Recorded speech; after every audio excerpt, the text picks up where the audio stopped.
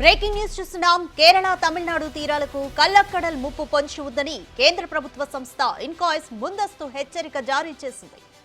ఇవాళ రాత్రి అకస్మాత్తుగా సముద్రంలో వచ్చే ఉప్పెన కారణంగా బలమైన రాకాసి అలలు తీరాన్ని తాకే అవకాశం ఉందని తెలిపింది.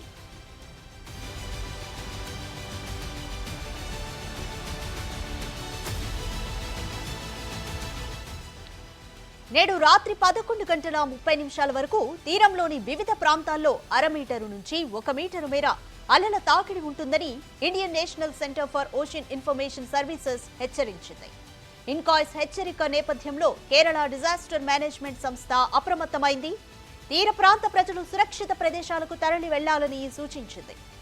ఎట్టి పరిస్థితుల్లోనూ పడవలు వేసుకుని సముద్రంలోకి వెళ్లొద్దని హెచ్చరించింది.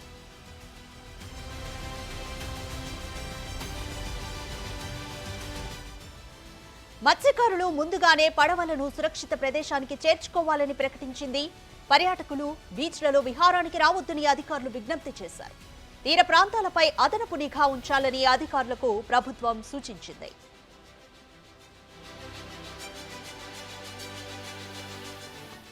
కల్లక్కడల్ అనేది మలయాళ పదం. కల్లక్కడల్ అంటే సముద్రం ఓ దొంగలా దూసుకొస్తుందని అర్థం.